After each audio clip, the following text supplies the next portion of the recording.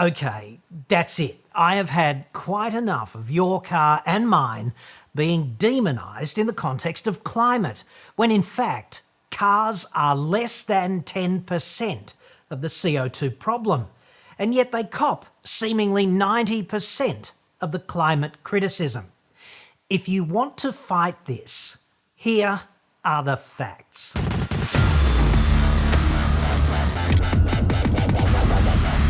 I'm John Cadogan from AutoExpert.com.au, and I get filthy CO2 belching new cars cheap.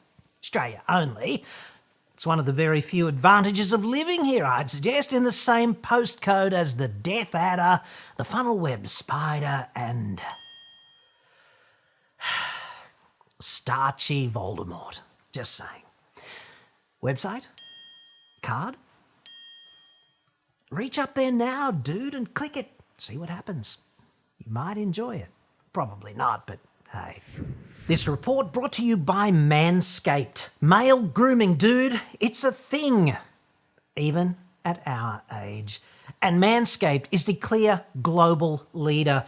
All you need is the right tools, dude. Head-to-toe grooming meet performance package. The Lawnmower 4.0 waterproof all-over hair eliminator and crop preserver ball deodorant. Hedges and hydration under control in minutes. And now you can be locked and loaded thanks to the new MANSCAPED high-performance anti-chafing boxer briefs. Form and function. Business or pleasure, work and play. More than 6 colour combinations too. Conservative black, grey, pinstripe for that all-important conference call. Black or gold highlights for Friday and Saturday nights. Bold or stealth. It's your choice, dude. Personal favourite, gold nugget. I do love that one. You can buy singles or save with a 3-pack. They look great, but the design secret here is the trademarked dual pouch, a dedicated safe space of sorts, some would say cradle, with a unique perforated fabric for maximum breathability. It's like you're wearing them and also not. That's a paradox. They're just well designed, dude. You want to be ready for anything. Whatever the day throws at you, it's about comfort and confidence and support. Workout of the day, job interview, whatever. Got you covered. Go to manscaped.com/autoexpert today. You'll get 20% off plus free international shipping when you use the promo code AEJC at checkout. That's 20% off plus free shipping with the promo code AEJC at manscaped.com/autoexpert. Your balls will thank you. Okay, now that we're all comfy and supported, let's hear from T-Dub, one of my favourite sources of credible industry commentary, and the Spice Girls, who are somewhat nice to look at, even today, mostly. FCAI Chief Executive Tony Webber said Australia's light vehicle sector, which accounts for around 10% of transport emissions, needed a CO2 policy that is in line with global standards and takes into account the nuances of the Australian consumers' needs. Mr. Dub there, Big Dub, the Dubster, speaking in his capacity as Poobah-in-Chief for the Federal Chamber of Automotive Industries, which is a sort of de facto PR agency for Toyota based in the Lobbyland sewer deep beneath the bullshit factory. Calling stridently for the new government to mandate what the industry is already doing, mainly for the benefit of Toyota, whom I'm sure T-Dub loves. I know I do. The FCAI also, amusingly, purports to represent the rest of the car industry, and in truth, the other car makers do fund them also. It's a healthy 6 to 7 figure sum annually to join Automotive Club Grub, but the lesser car makers, Mazda, Hyundai, Mitsubishi, Kia, etc., They seem just to roll over and take it while their lobby group takes Toyota into the private room for a, let's call it, dance over and over and over like friggin' clockwork. Lap dance favouritism is an insidious epidemic deep beneath the bullshit factory. Anywho, to Big Dub, with whom I typically find myself in furious agreement, as you would know if you're a regular viewer, I'd say, I've got a couple of problems with this one, dude. As to this claim of, quote, taking into account the nuances of Shitsvillian consumers' needs. My sense of it is you can't ride both beasts at once, dude. And I don't want you riding my friggin' horse ever. Personal preference. If one lobbies for the car industry, by definition, seemingly, one cannot give a fuck about the consumer.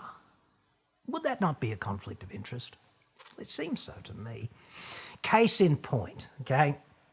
All that reprehensible lobbying those guys did against the regulation of rollover protection in quad bikes and the stark apparent opposition to this stance, for example, to the consumer's need to remain alive after tipping one over in the back paddock just outside bumfuck and dying of asphyxiation in agony, obviously, over minutes to hours to follow. Shame on you on that one, FCAI. Personal frigging opinion. Secondly, the light vehicle sector being 10% of transport emissions, allegedly. You alleged so right there, dude. Like, it's in your official release. I'm not making this up. Unfortunately for this claim, facts still exist, and I know they're at war with bullshit, and bullshit appears to be winning, hashtag 2022.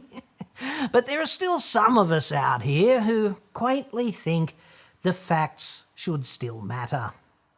We don't work in their sewer, of course, so it's easy perhaps to forget that we still exist, I suppose.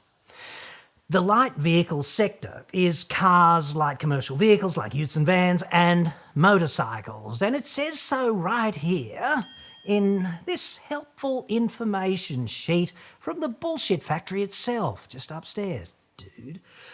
According to more inconvenient facts, also from the bullshit factory, just upstairs, Australia's total CO2 equivalent emissions for the past 6 or 7 years have averaged roughly 500 million tonnes.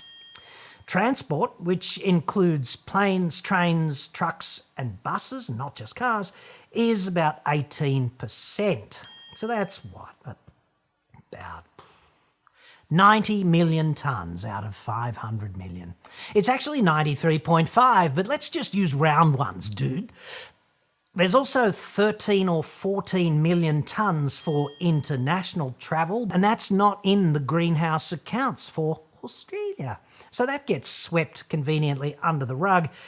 That's all according to the 3-volume National Greenhouse Inventory Report. It's a real bullet stopper, that one, should you take the time to print it out.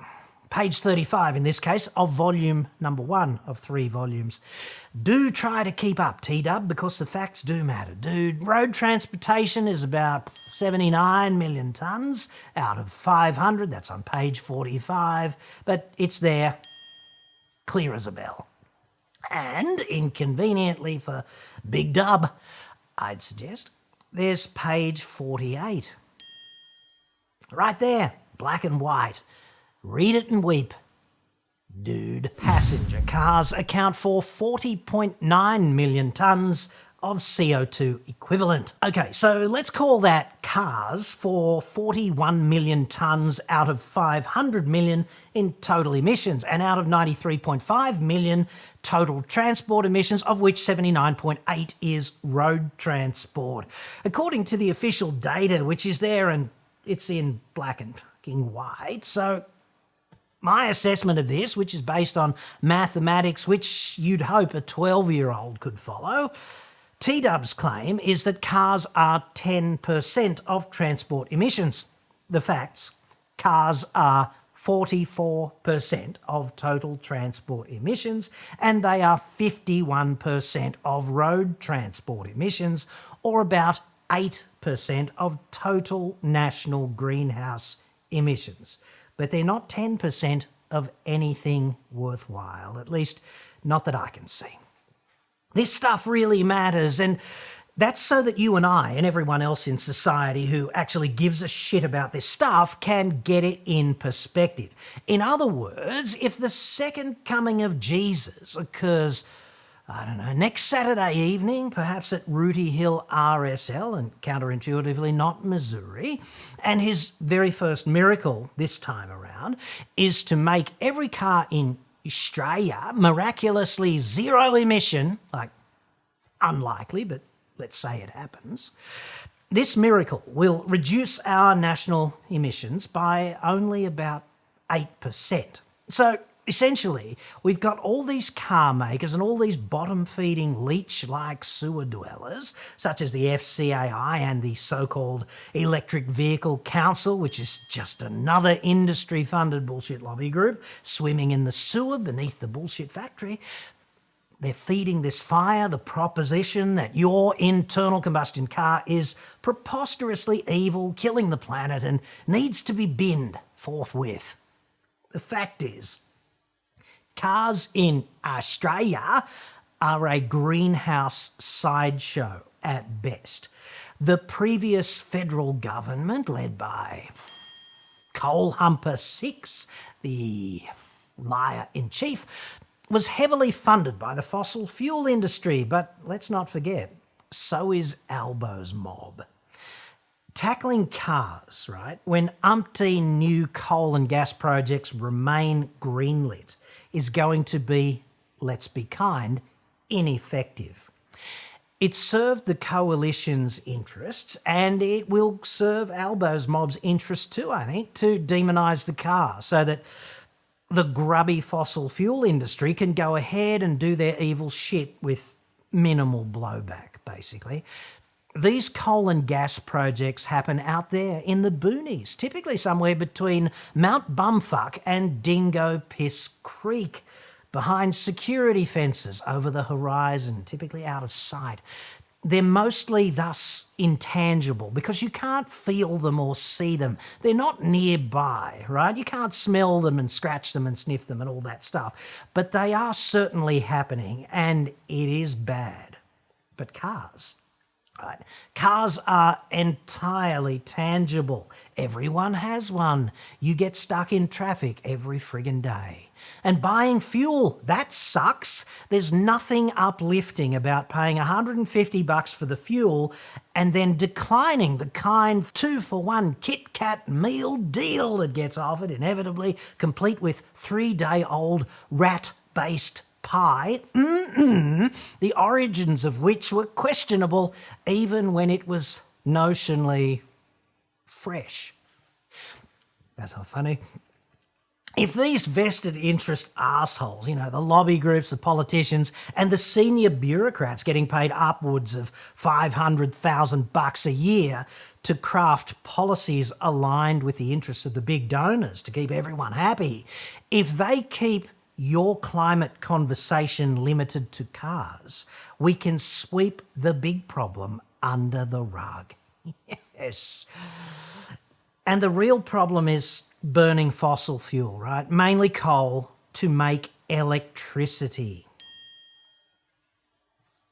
52% of the problem, that's not including the fugitive emissions from things like coal mines. So let's make that a nice round 61% all up of total emissions versus 8 for cars. Simplistically, electricity in Australia, 310 million tonnes of CO2. Cars, 41 million tonnes. If we could reduce our dependency on coal-fired electricity by just 13%, That would be the same as the hypothetical Jesus 2.0 zero emissions miracle at Rooty Hill RSL this Saturday evening discussed earlier. The maths on this is pretty straightforward. So, pro tip number 1.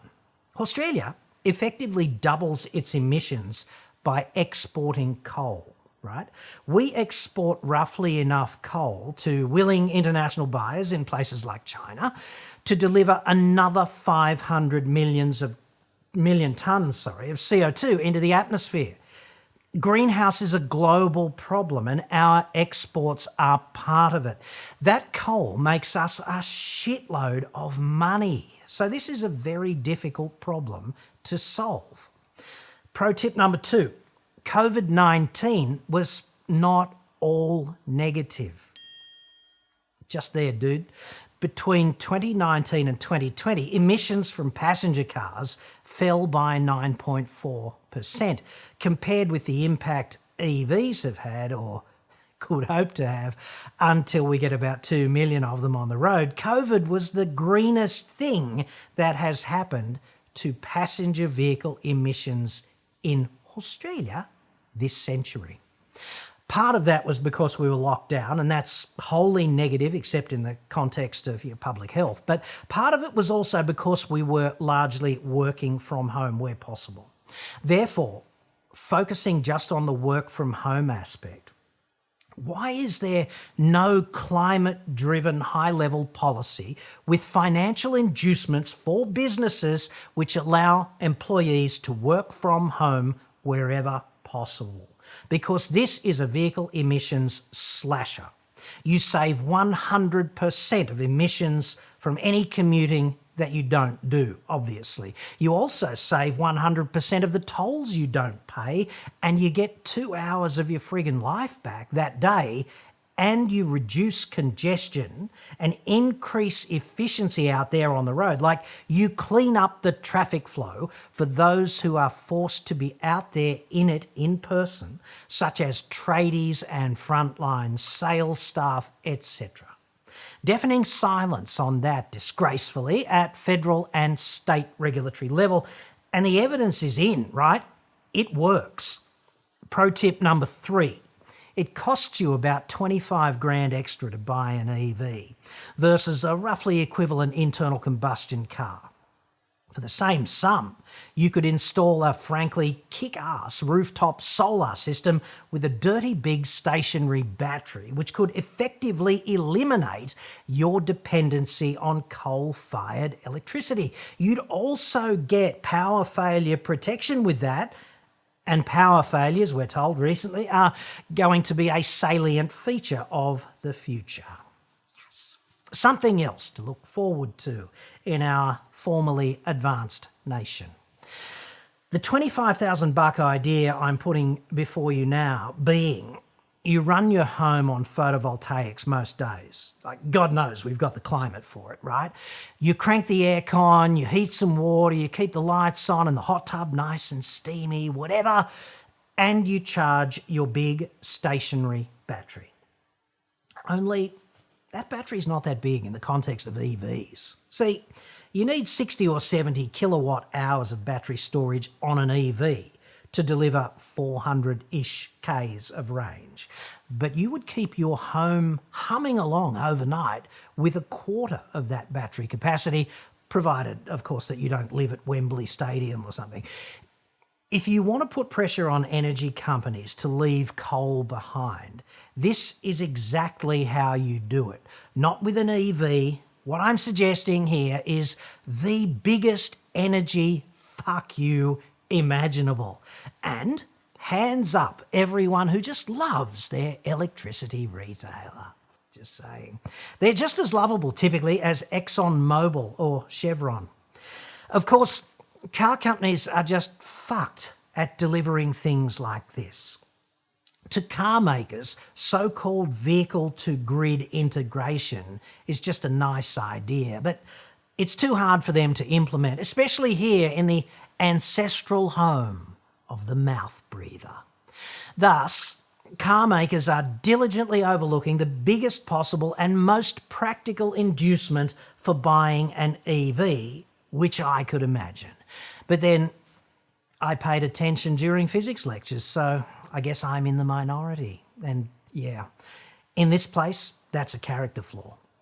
With the right software hooked up to a system like this, you could do what I'm suggesting and even sell electricity from your battery back to the grid when the price spikes. And if you want more on this, Google the term virtual power plant. Pretty interesting stuff.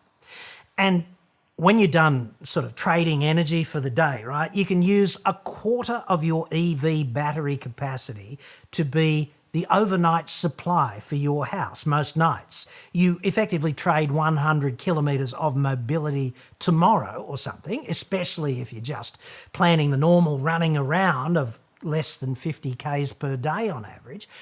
You're trading that off against running the house overnight without coal, okay? If you've got rooftop solar and an EV, you're already equipped to do this today if the car maker and your energy provider actually supported this kind of thing. And I'd have to say, it's not exactly that technical.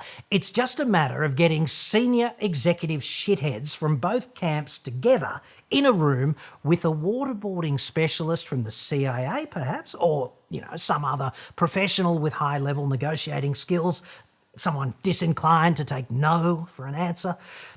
This is the greenest thing an EV could ever hope to achieve. So I urge you to bookmark this concept. It is the most greenhouse effective thing an EV could possibly do for you to make Australia less shit. And I do love the idea of making the joint less shit, I must say. It's the best possible application for an EV because everything else an EV does when it's turning and burning on the road, or not burning, the burning's been done remotely, obviously, at a coal-fired power plant, but everything else an EV does for you, the transportation aspect, it targets just 8% of the emissions problem. And what I'm suggesting here, by using it to supply your house overnight and perhaps even trading back to the grid, that's a full frontal brute force assault on the corner penthouse of coal-fired Central. Deafening silence on advocacy there from the likes of T-Dub or the so-called Electric Vehicle Council, despite these generally bullshit claims of, quote, accounting for the nuances of Shitsville consumer and his needs. They just want to sell more cars. Like, fuck the climate. That's outside their remit. That's how they roll in practice. At least that's what it looks like to me. And this is what climate inaction looks like, right? It's about opportunity cost. Every EV that is not hooked up to the grid overnight is effectively part of the fossil fuel problem because of the good it could otherwise do on that front. Every commute that you have to suffer to work and back, if it's not necessary, promotes excessive fossil fuel use. We need to get off coal, right? And EVs can help potentially, but only if they get to hook up to one's house and by extension to the grid. Coal is the immediate problem, not cars. So we need to stop disproportionately demonising conventional cars, right? EV evangelists and the Tesla fanboys have far too big a megaphone on this one, and it's unhelpful. Making the climate debate about cars is a smokescreen perpetrated by elite sewer-dwelling lobbyland bullshitters to further the grubby objectives of arsehole political donors in the fossil fuel and other industries. In reality, according to the numbers, cars in Australia are a frigging sideshow. And on this, I'd suggest Albo's mob is just as susceptible to big donor bullshit coercion as the dickheads who preceded them. It's something for you and I to watch out for over the current federal political term.